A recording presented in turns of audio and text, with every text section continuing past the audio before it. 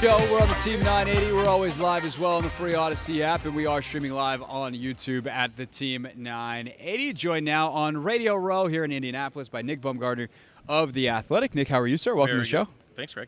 Thanks for having me. Absolutely. So you and everybody else seemingly have Drake Maye going number 2 to Washington all of a sudden. There was a big Jayden Daniels push.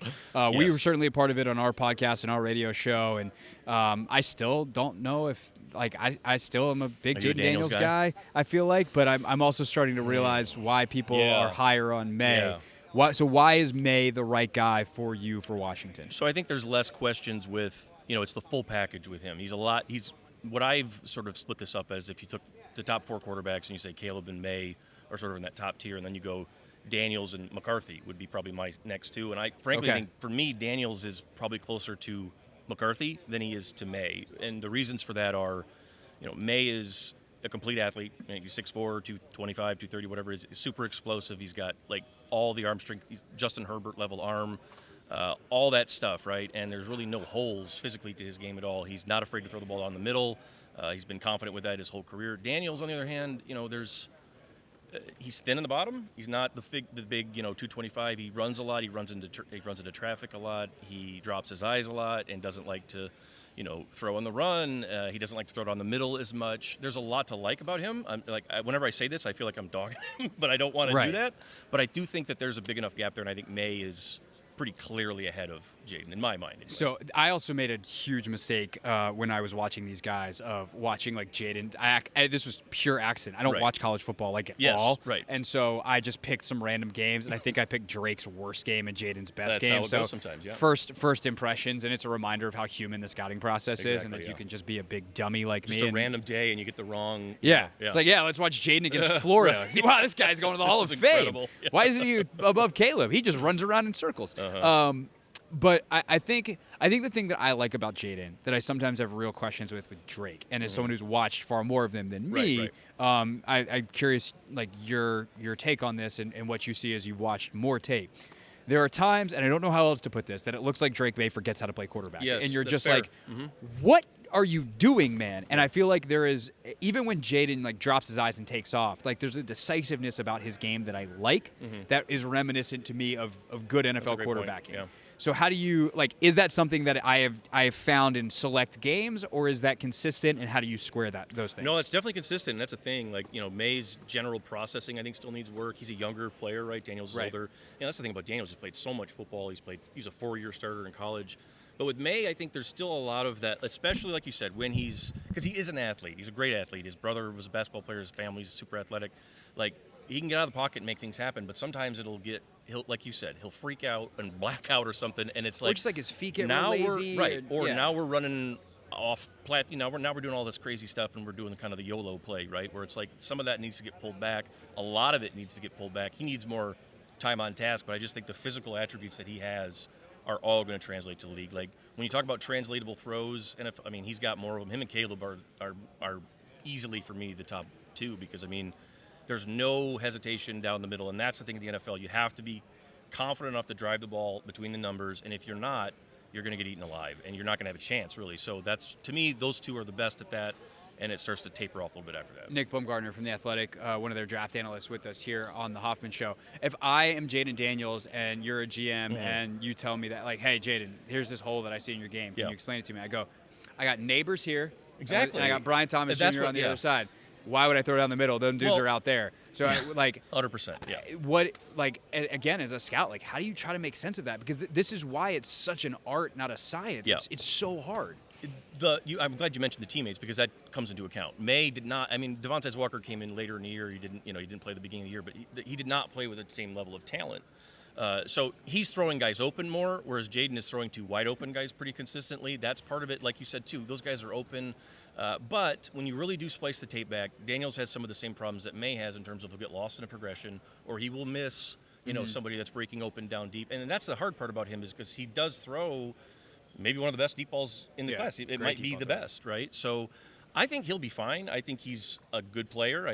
But when you hear the top 5 stuff, that's where I get a little nervous. I think down toward the bottom of the top 10 is more where I'd be comfortable with him. But, I mean, everybody needs a quarterback. And it's like we get here, and that's why we said to people for 6 months, like, J.J. McCarthy is going to go in the first. I know you guys don't think he will, but, like, everyone needs a quarterback. It's going to go, So you also, though, hit on something with McCarthy that one of my missions here this week is to kind of suss this out, which is, like, what's the gap between the top 3 and the next one? And for you drew the line actually at 4, that if you're going to include Daniels, you're including McCarthy, because to me that then gets into the viability of a trade back if you're Washington. Correct. If you don't love May as 2, or you don't love Daniels and you think you can get McCarthy at 7 or 8, then, like, okay, Atlanta, come on up if you like one of those guys. Risky, but it is. Why is McCarthy rising? Why do all of a sudden NFL teams like him? And you're from Ann Arbor, by the way, so you've seen a ton of him. Yeah, he's the hardest one to scout. He's the most polarizing guy in the entire class, quarterback-wise, because there's so few. We just talked about Daniels. There's a lot of translatable throws in that offense. May, same thing. Williams, same thing. Michigan plays a game, and there might be 3 for JJ in an entire game. And so you really do, like I was talking to Nate Tice about this the other day, you have to go back to every Nate, who will be on the show Thursday or Friday, there you by go. the way. Great guy. He's the best. Every single throw that he makes, right, for his entire career, and sort of suss it all out and say, like, okay, well, when he's asked to make these, like, high-level throws, he makes them. It's just that they don't ask it of him because they played in a different offense and everything else. I think the athleticism that he brings, he's a guy who runs to throw. When we say we get out of the pocket, he's looking to throw. He's not looking to run. Eyes are always up, loves to throw the ball down the middle, loves to take chances, is very aggressive. He's a bit weird, like, in some ways. Like, he's a little, the meditate, I think, weird's maybe the wrong word, but I think he's a unique character. It'll take the right coaching staff and the right people to be around him, because there's some differences with him there. But the talent, and he just turned 21. I think he should throw here this week. I would if I were him. Yeah. I think he'll test well, and he'll need a minute. Like, that's the thing. I would like to see him go somewhere where he can sit for a second or take a breath, but in time, I think he's going to be just fine. Yeah, no, he's the most interesting prospect of the week to me. Another thing that I've been kind of wondering, like, does he need to weigh in at 215 this week instead of 205? That's the other thing. I think that you're looking for him to be a little stronger. You were looking for that his entire career, right? Like, they ran him some at Michigan, but I think they were very careful about that because they did at the end of the year last year, and then he got hurt. And it's like, he's a guy, the best part about that, though, is he's not a guy who looks to scramble. He's trying to get out and make a throw, but, guys take hits, and, he does need to get stronger. All right, so Nick Baumgartner from The Athletic is with us here on The Hoffman Show. Are there any quarterbacks later in this draft that you're like, that dude's got a chance? Oh, yeah. I mean, that's the thing about, like, a team like Washington or New England. It's like you said, if you don't love Drake May, or for whatever reason, if you don't love McCarthy or any of those guys, like, Bo Nix is a solid football player. Like, I think he's a second-round quarterback, and when we say, like, what's a second-round quarterback, to me that means a guy who can start and win an NFL game. Does that mean that I think he's going to be, a guy that can carry your franchise through the rookie deal? No, I don't know about that, but I think he can start and win an NFL game. Like, I'm not as high on Penix as some are, but I mean, like, he's sort of in the same, he's lower on that tier to me. Michael Pratt, the kid from Tulane, is another one that's, I think Spencer Rattler got a lot better over the last few years. There's just so much arm talent this year as compared to in previous years that there's kind of something for everybody. Like, if you need a guy right now, you can make a move and go get that. If you want to wait a second and, like, get a veteran in and bridge a younger guy, you can do that too in this draft. So this is the year to do it. That's the biggest thing, is next year is not going to be this good, and we don't know when it'll be this deep again. I think there'll be like 8 quarterbacks in the top 100. Here's the really most important quarterback question of the week. I hope you can tell my tone of voice. This is about to be very sarcastic. Will Joe Milton break the hardest throw record? I think it's like 62, I think, is what Allen threw. Yes. I actually covered him at Michigan. I think he could throw when he was, like, still trying to figure it out, and you were like, I don't know if he's going to be a guy. And we still don't know. My whole thing was he needs to get into a bullpen with a pitching coach, because I think that kid could throw like 97, 98 on a gun. Like, his arm is unbelievable. It's the best one I've seen live in the last 10 years for sure. Like, he can. You don't always know where it's going, right? But, like, that's the thing with him, is, like, is he a good quarterback? Probably not. Yeah. Certainly not in the NFL. But that, if you need a Hail Mary at the end of a game, like, a 90-yard bomb or something, like, that's no joke. Like, 75, 80 yards is real. Yeah, no, I'm excited. That is, like, one of the things I'm going to miss out on this year, the way I'm doing the Combine, is I won't be here for the quarterback workouts, and I really just want to see Joe Milton work out. Yeah. It's a very silly thing to want to do, but I've just heard so much about this kid's arm that I would like to see him work out. I'm going to do a terrible thing to you right now. Do you have time to stick around for another segment? Sure. Or are you busy? I'm good. I got time. All right, let's. So here's what we're going to do next with Nick Baumgardner from The Athletic. We are going to talk about everything but quarterback. If you are, and so this is your thinking assignment for the next 3 minutes commercial break here. If you're Washington at 36, who's the one player that you reasonably want to see still on the board? Nick will give that answer and more next here on The Hoffman Show. It's The Hoffman Show. We're on the Team 980, always live as well on the free Odyssey app and streaming live on YouTube at the Team 980. Back at the NFL Scouting Combine with Nick Baumgardner from The Athletic. Nick, real quick, just going to let the audience know that Dan Quinn said basically nothing of consequence at his podium session because that's how those things work. He does apparently know exactly how many days it's been since he got fired from Atlanta. Oh, good. So that's interesting. And it's a funny number to see right now because it's 1, 2, 3, 4. It's 1,234 days since he got. so he's highly motivated. He is. He was also asked about interviewing with Seattle this offseason, and his answer was, "quote unquote, I am where I'm supposed to be." So there you go. He might be. People get in places in weird ways, but you never know. He might be. I think it's a great fit. I think it's a great fit. He's got a lot of energy. I think that's a good thing. I think that's a really good after thing. the last 4 years where we occasionally were like, can somebody get an AED for the head coach? That seems relevant. Right. He is about to do a local press scrum over yonder here in Indy. So if anything comes out of that, we will obviously let you know. ESPN's Matt Miller coming up at 5:30. But I've now stalled long enough. It is time for you, sir, to give an answer to the question that I posed to you before the break, which is this. If you are Washington and you have picks 36 and 40, let's just start with 36. Yeah.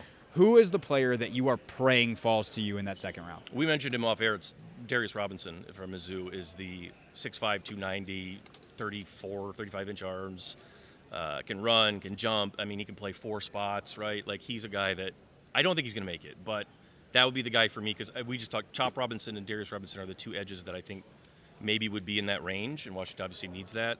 I would prefer a guy like Darius because he's ready to go. Like, I think out of the box, he can give you something right now. And they need a starter. Exactly, and they need it now. And whereas Chop Robinson, I think he's going to be one of the best athletes in the draft, but the consistency with pass rush and against the run is really all over the place. So that's the guy number one. The other one would maybe be like, maybe if you can get a tackle to fall. Maybe if you can get like Big Kingsley from BYU or Jordan Morgan or one of these guys, because I mean, they need a lot, right?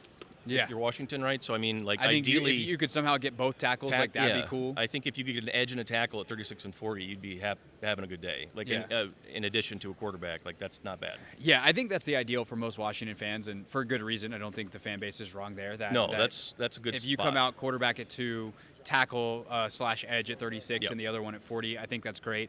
I also do think the fact that this is the most insane receiver class we've ever seen. And you have to look at it. Like, if your guys that you would love positionally fall or don't fall, and you wind up having to take a receiver, they could use that too. And that's the thing where if you're going to draft a guy like Drake May or Jaden Daniels or whomever it is, a younger quarterback, obviously you want that guy to be around as many like friendly targets, as we say, as possible. And this class has a ton of them, and they're all a ton of them in the second round. I mean, Ladd McConkey, Jalen Pohl, Malachi Corley, all these guys are quarterbacks' best friends. You know, they get open, they catch the ball, they're on time. And for a young quarterback, that is like the best thing you can possibly do. So that's not a glaring need probably for them, but like I wouldn't rule that out because the class is so good. Well, that's the thing that I kind of can't figure out with Washington because they have been very nondescript on anything schematic. Both Joe Witt and in recent Cliff. years, right. But Cliff is like, Cliff said at his press conference, like, don't call it air raid anymore. Like, what I'm going to run is I wouldn't call it air raid.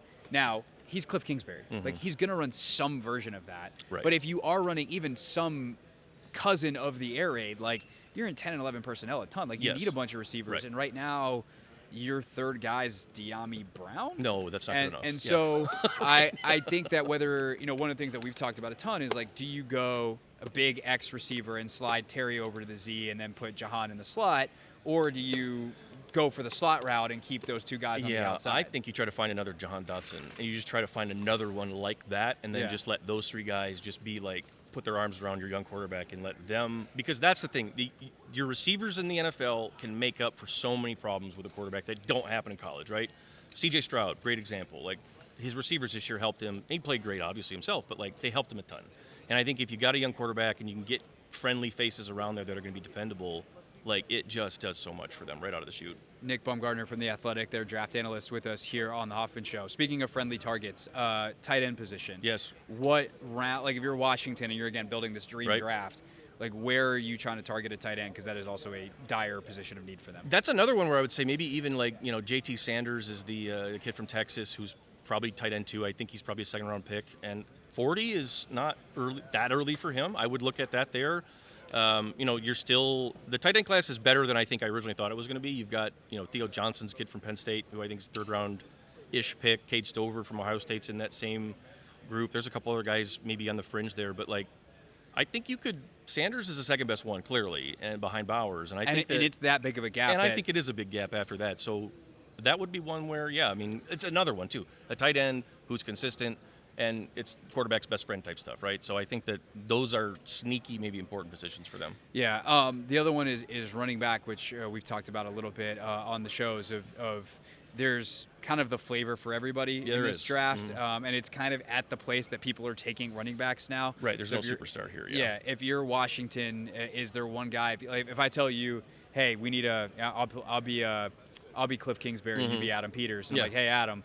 I need a scat back. I need a third down kind of guy. I need him to be good in pass protection. I need him to be able to catch the ball out of the backfield and run it a little bit. Who are some of the guys that you're giving me cut ups on? Oh man, Bucky Irving from Oregon is one. He's one of my favorites. I think he's maybe the second back in the class. A little short guy who can move and can pick up. I mean, there's all sorts, and that's what you said earlier. Like I like guys like Blake Corum, the kid from Michigan, who can probably be any of that. Like he could be a third down guy, your blitz guy. He could be a first down back, and that's it. Like. It's not a great group in terms of anything at the top of the class. There's not going to be any guy that's like he's clearly your one, but there's a lot of complementary backs in this class. A lot of guys that I think would pair well with another good football player. So something for everyone is the best way to put it, even from a guy like the Wisconsin kid, Allen, who's just huge and a tank, all the way down to Bucky, who's like $175 or whatever it is. So there's playmakers all over the place, but they're not high level. So I think you can sort of wait maybe on that too. Yeah, I think then, you flip the sides of the ball. Linebacker is another. I mean, I feel like now we're just going through every position. Like, Washington needs one of those. They you kind of realize, do. Like, wow, they, son of a gun. There's a lot. There's definitely a lot of needs. Linebacker, to me, is one of the trickiest positions for them, though. Yeah, because it's hard. I would like Jamin Davis to be an impact player for them. You spent a first-round pick on him. Right, you got to kind of make that work. Yeah, right. And it's the last year where you might have to do that, but let's find out. And he's been better traditionally when he has been able to play the will when he's got a Mike linebacker next to him. Well, theoretically, the reason that it's happening is because that Mike linebacker is good at IDing stuff. He can tell Jamin what to do to an extent. And are you going to be able to get that out of a rookie? Lions kind of did it last year with Jack Campbell. Is there any Jack Campbell-esque kind of guys in this draft? Maybe. I think that there's some that school of thought on. A lot of them are up and down. Edgerrin Cooper, the kid from Texas A&M, is super athletic and had an awesome senior year and is big. Like, that's the thing now with these linebackers in college. There's not many guys that can be the big Mike, the big, 245, and get sideline to sideline. He's one. Junior Colson, the kid from Michigan, is another one. Eichenberg from Ohio State. There are actually a couple good ones. Not Jack Campbell level. Like, his difference was he had a freaky combine. He came here and jumped and ran through the roof. So I don't think there's anybody that Junior Colson actually could, and Cooper could be guys that surprise people with where they go. But those are guys that are firm second-round picks, in my opinion, because they're both big, 6'3", 240. They can run, they can cover, they're smart, and there is not many of those left, as we know. And because college football, they don't use them, and that's been kind of a thing. Those guys get moved out of there, or they get moved to tight end or something, and it's not valued a lot of places anymore. That body type, right? Right, yeah. But which makes sense that all of a sudden you're like Ohio State, Michigan, but Campbell's out of right. like the Big Ten. Bama's got guys, Georgia's got guys. The big money schools all have them, but it's hard to find them at smaller places because they're very rare. Meanwhile, there's a plethora of DBs. There's 1,000, yeah. Yeah, so I that's another position with Washington where I just don't know what they're looking for. That's hard. It's going to depend on what they think of Benjamin St-Juste. It depends on whether they think Quan Martin is a nickel or a safety, and he might be both. But I think he's both, actually. What you where is his primary spot, and thus what do you need? How much of a priority is it for you to re-sign Kendall Fuller in a new scheme? Yeah. So all those questions there. Is there a particular type of corner, though, that is a strength in this draft, slot versus outside? I think there's a lot of good outside corners in this class in general. This is a good corner class. I think outside is stronger here. There are some good nickels like Sane Still or some of these other slot guys. But for the most part, the guys in the first round, the guys at the top, even a guy like Ennis Rakestraw or Lassiter, the guy from Georgia, who will probably slip a little bit, because there's some rawness there. They're big-bodied guys who like to hit and will come up and play physical outside. There's a lot of them in this class, and I think because there's so many good quarterbacks and tackles, they're going to get pushed. And so, Terrion Arnold from Bama. It might be the best defensive player. He's the best defensive back in the class for sure. Maybe a top 10 player, but I don't know if he goes past 15 or 16. You know, he might fall. So, like, I think all those guys could get pushed down, and that's the beauty of corner all the time is, like, you could just wait, and you're going to, like, they got St. Juice, third, fourth round, whatever it was. So I think second, third round is always a good spot for some of those raw outside corners, and this year there's a guy like Kalen Carson from Wake Forest has got a lot of length that would be down there. But I wouldn't – that's another one where they need so much, and it's like if a guy's sitting there at 40, right. if – they can really live best player available. Like if Kool-Aid McKinstry falls to the 30s, he might. Like, okay. Like if you have him as a first-round corner, then do it. Like, you know what I mean? So I think there's an ideal way that could go for a team like Washington, but they still need to take the best guy that's on the board there. Final few minutes here with Nick Baumgardner, who's been nice enough to join us for a couple segments here on the Hoffman Show. Let's wrap with this kind of macro thought. Like you've been doing this. I mean, you've been covering the NFL for a long time, college football for a long time. But since you've been doing the draft stuff and the league has started to shift, we saw like an uptick in running the football last year. You see some of the defensive schematics are changing, offensive schematics are changing. Like, what's the thing that's most different now in the 2024 draft evaluations compared to when you first started doing this? Wow, that's a great question. I think that the understanding about what you need to put around a quarterback is becoming more to the forefront. I heard that a lot today. That Joe Schoen of the Giants got just peppered about Daniel Jones, right? And they're all fair questions. But the answer that he kept coming back to, and it's right, is like you've got to build around the guy. We can't just ask a kid to come in here and just save us at 22 years old. And, 10 years ago, that kind of was a thing. That's kind of what people were still doing. And I feel like that's gone away.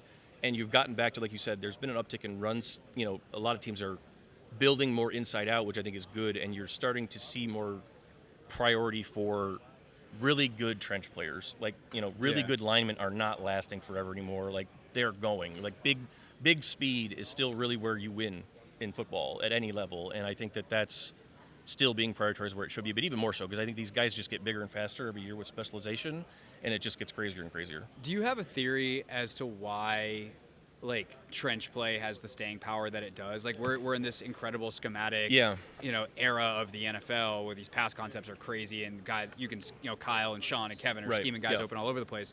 Yet, without a good offensive line, like you can't do it. You're just dead. Why is that a thing? Because football is the best part about the game is the physical element of it, and there's so many analytic numbers that you can look at that will tell you like a play action pass game is not related to your run game. It doesn't matter if you're a successful run team; the numbers bear it out. But in reality, like if you have a front that can control a game, the opposition has to deal with that every time. And if you're an uncomfortable team to play against, like we saw that with Detroit.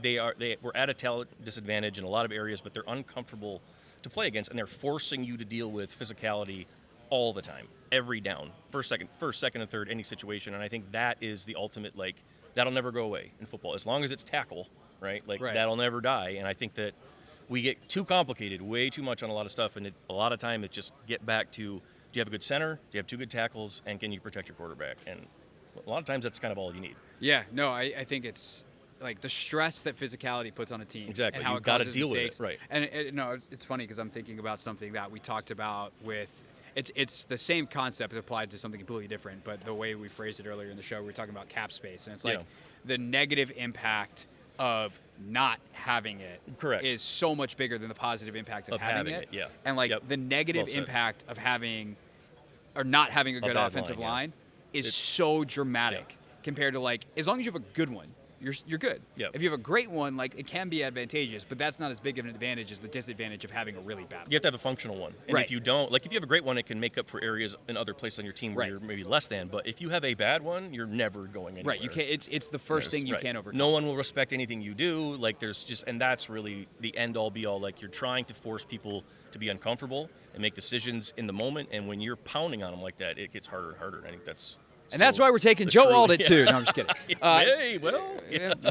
There probably are worse ideas. That would make people mad, but there probably are worse ideas. I don't know that it's the best idea. I don't know if that's an optimization. Not this year. Not this year.